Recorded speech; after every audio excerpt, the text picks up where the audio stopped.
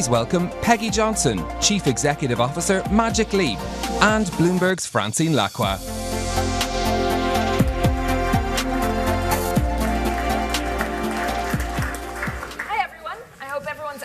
Hydrated and caffeinated, and Peggy, thank you so much for joining us. I mean, we're in one of the most exciting spaces. I love frankly, it. Full stop, right?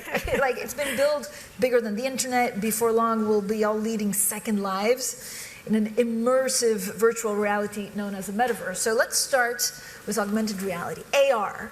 How has that changed in the last 3 years because of COVID?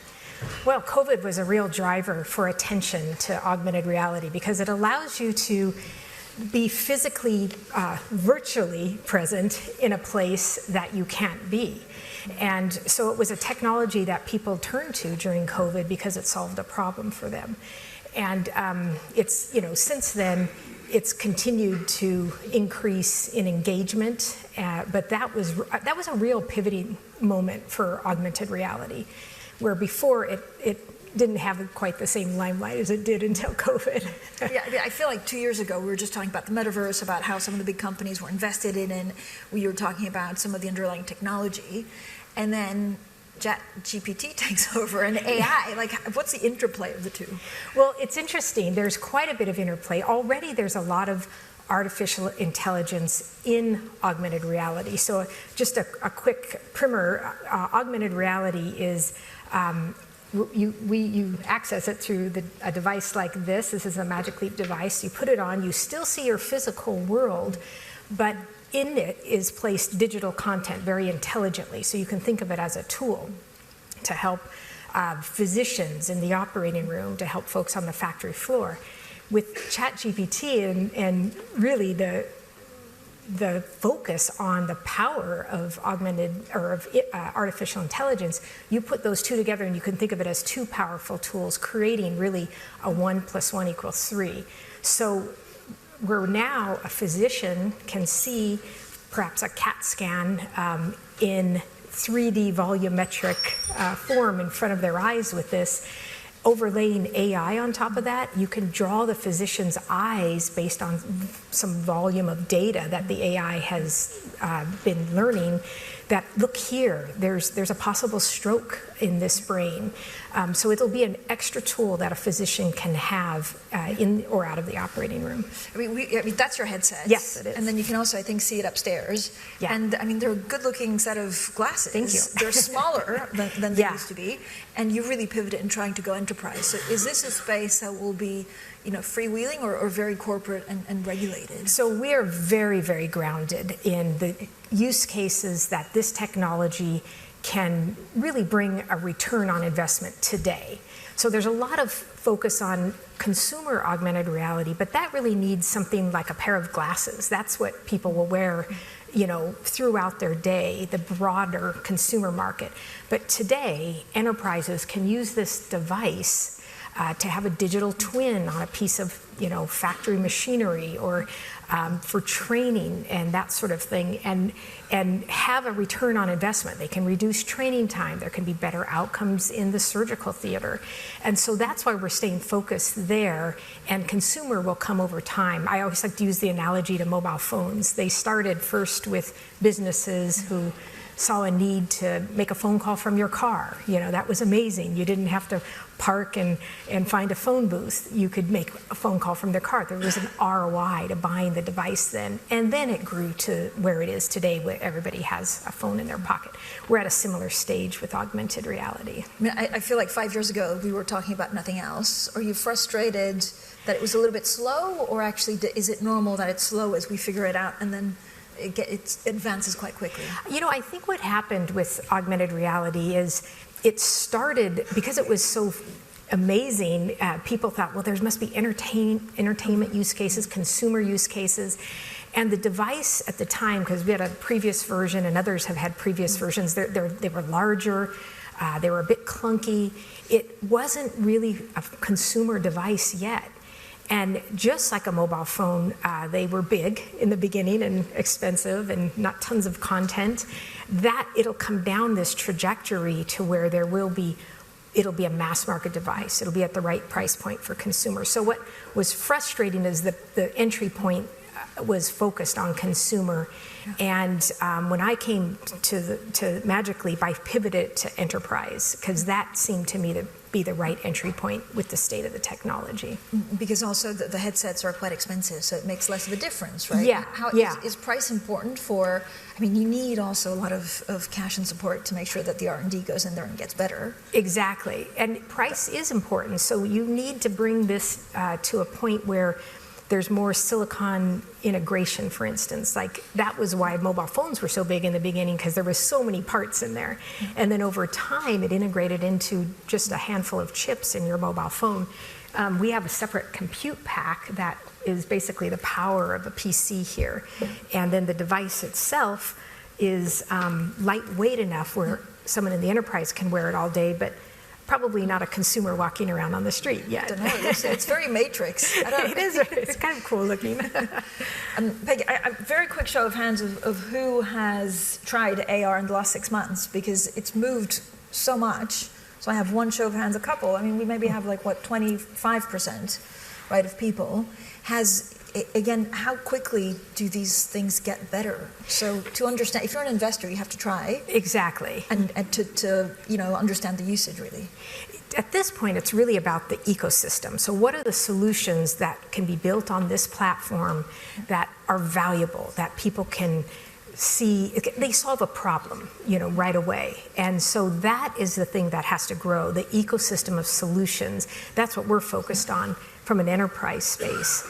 So a lot of folks perhaps, like there's a company named Senti AR that we work with, and they do, on a PC screen, they'll do a volumetric image of your heart. And surgeons use that when they're putting a catheter into a heart. They'll look down at the screen while they're putting the catheter in. Well, now they've just built a solution that has the live heart in front of the surgeon's eyes. They can move the heart around. They can see the camera of their scope going in. It's a safer way to navigate. The outcomes are better. So this type of tool in the operating room, I think, is going to be game-changing. I think we'll look back and say, remember when we had operations without augmented reality, because you want the safeness and the accuracy. A reminder to everyone, you can also send audience questions. So I have the iPad ready, so please do send them in. I think there's a QR code that you can scan.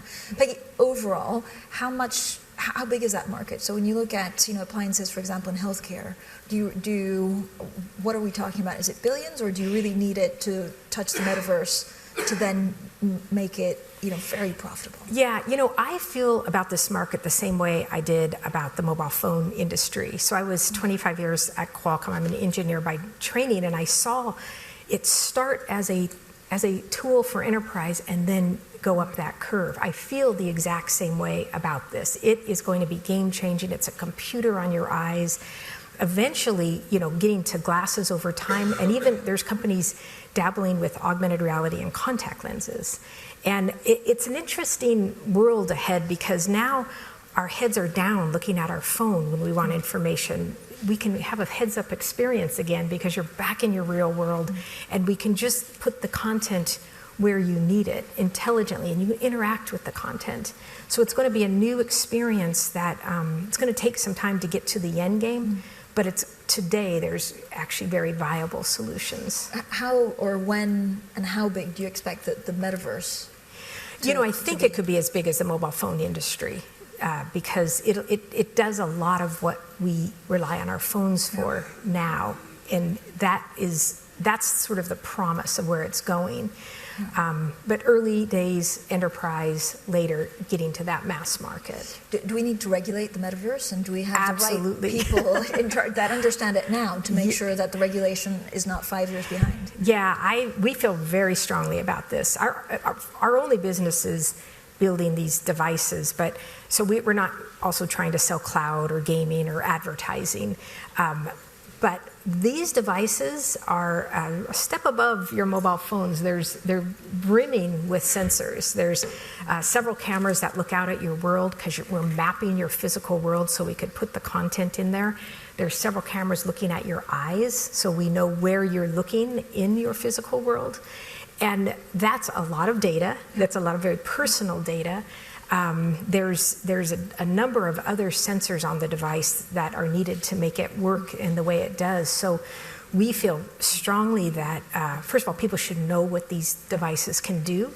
And since we're at the beginning of the curve, let's work on the right guidelines and put those guardrails in place now versus letting it out of the bag and trying to rein it in, several years from now. So what rules would you put in place, and who should make up and enforce the rules? I think it's definitely a public-private discussion, but it's a very complex technology. So I actually spend quite a bit of time in DC talking to folks, saying, just educating them on what it could do. But I think first and foremost, the data that it collects, there needs to be an understanding, the user needs to understand the level of data that it's collecting, and then be the one who says where that data goes, or the enterprise that's operating it. It goes within their corporate IT infrastructure and doesn't get offloaded without their say. So I really think that is at a very minimum needs to be in place. And so how do you see the infrastructural ecosystem? If you look at the metaverse, is it free? Like, the internet, or is it a Facebook model? So we have taken the approach where we really want to integrate, and I think this is because we're at the beginning of this technology, we have the opportunity to form things this way, but we want to be as open as possible. So whatever platform that's out there already, we're Android-based, so if they want to integrate to it, we work to help them integrate. So we've integrated to things like NVIDIA's Omniverse. They have an amazing platform that they've built. Microsoft's mixed reality toolkit.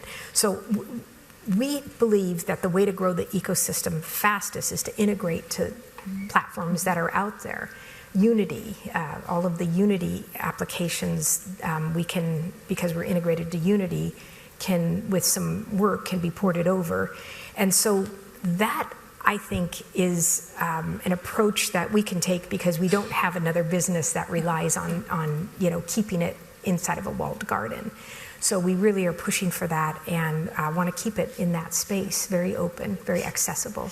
So, Peggy, when you look at what industry group it actually disrupts first, so healthcare, probably one of the most ones. I don't know whether that leads to job losses or how you think of the transition, and then what comes after. Yeah, healthcare? It's interesting. A lot of folks have said, "Is this a job killer?" No, it's a tool for workers. In fact, one of the surprising things we found is we were working with several companies in the manufacturing space.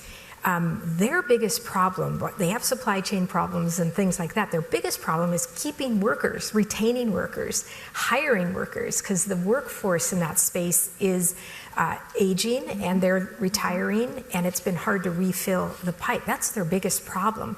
This actually has been positioned as a way to bring factory workers into the same world that we are in, having a digital space around you.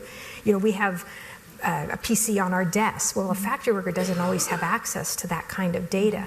Now, this is a PC on a factory worker's eyes, and it helps them do their job better, more efficiently, faster. They have more cycles to do other things if they can do their everyday work through a workflow process that it can guide them through faster. They can be trained faster. Training costs come down. So it's been more of a tool for retaining, which was kind of surprising to us. You can reduce training costs. We've got great stats from companies reducing training costs quite a bit. On that, is it because you absorb information better? Yes. So it's just the absorption? Exactly. And you can put them out on the factory floor faster. So, for instance, if you were to be trained on maintaining and repairing machinery on a factory floor, that's your job.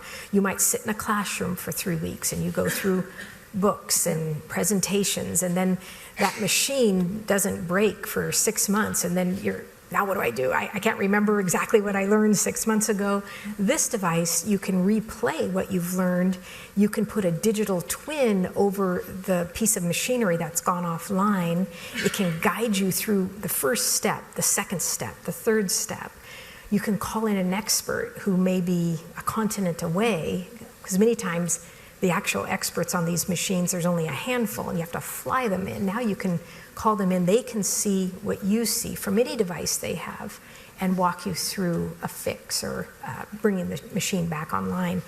So that's going to be a game changer as well. So, this may be a dumb question, but actually if you're a chief executive, you probably need to know this. Do you need someone, then every time you train someone on that machine, do you program it? So do you need an AR specialist that works for you so that if you buy the headsets, it gets reprogrammed every time? So, the headset, because it has an open developing platform, yeah. It's actually quite easy to program. And so we're focused on taking a lot of existing apps that, as I said, maybe are portraying something in 3D on your 2D PC and helping them port that over so they can take advantage of the 3D visualization. But cognitively, when you can see something in front of your eyes digitally, there's a higher ability to retain that than, say, looking through a book or looking at a flat screen. I imagine user experience is just also getting better and better. At the moment, what's the barrier to really roll that out? Probably the biggest barrier is just continuing to grow the ecosystem. And first of all, also just educating on what AR is, how it's different from VR. So VR, you're fully occluded, you're in a virtual world. You can't move around much because you won't see the coffee table in front of you. So AR is very different. And so we spend a fair amount of time just on the education of that. But then it's really going to be about the content and growing the content. If you look at a template for the metaverse, whose vision of the metaverse will finally take place? Are you how difficult is it to even find out now where we'll be in 5 years? Yeah, it's interesting. I think what you hear a lot about is VR. Obviously, Facebook has a big presence in the VR world, so you hear a lot about VR. But I really think of VR, virtual reality, as a subset of what AR is and then can be in the future. And so I think that gets missed sometimes because people think, oh, okay, I don't know if I want to live in this other world, put this headset on, be in another world, maybe for entertaining purposes. That's a lot of fun. But AR is really the bigger world because now you have a heads-up view of your world again. Hopefully our phones just merge into these AR devices. And we're looking at people again rather than looking down at our phones and devices. 5 years, 10 years from now, when's the... I think by 5 years we'll see the first consumer products out there. And it'll be like the mobile phone. They'll get smaller, lighter, faster, more battery, more powerful over time. And you're definitely a leader in the space, so you probably have a sophisticated shareholder base or people that come to you. But do investors understand what's the most common mistake investors actually make when talking to you? Yeah, that's a great question. I think they think, well, it's too early for consumer, so I'm not going to invest yet. It's not too early for enterprise. There's viable use cases now. This can solve problems for people in the enterprise space and public safety and in training and 3D visualization and healthcare and all that. And so it's a little bit of an education that, because there was quite a bit of a hype cycle and we're trying to ground people back to what it can do today. Do you feel like you're competing with funds because of everything around AI and ChatGPT and the likes? We try to really tell people how the two go together. And so right now these devices are capable of using quite a bit of AI through what's called computer vision. So that's when a camera looks at something and it doesn't just take a picture of it, but it knows what it is. So there's a chair in front of me, takes a picture of it, and then it recognizes that's a chair. That is a type of artificial intelligence that we use every day in these devices. And then it'll just get better from there. I get often the question of, investors or people, chief executives say, I want to get smarter in the space, but it's moving so fast, I don't know what to read, or I don't know who to listen to. Do you have, if not a mentor, a book that you go back to, or, again, the pace of change? Yeah, the pace of change has been quite incredible. Phenomenally fast. I think, the best way to keep up with it is just articles and things. I can't even point to a book that would be fresh and would have kept up with even what's happened in the last 12 months or so in this space. So just, articles. There's a lot of media outlets who have daily AR newsletters, and that's a great way to keep up with the space. And Peggy, I mean, you're in such a fast-moving environment because of the nature of what you do. What's the best piece of advice you've ever been given about how to decipher this world? You know, for me, the best piece of advice is to stay grounded and not get caught in a hype cycle. Really, I've been in the industry for so long, so many things have ridden that hype cycle, and it's all about what can the technology really do right now. And so we try to stay very, very grounded. Peggy, thank you so much for a great conversation. Thanks, Francine. Thanks for having me.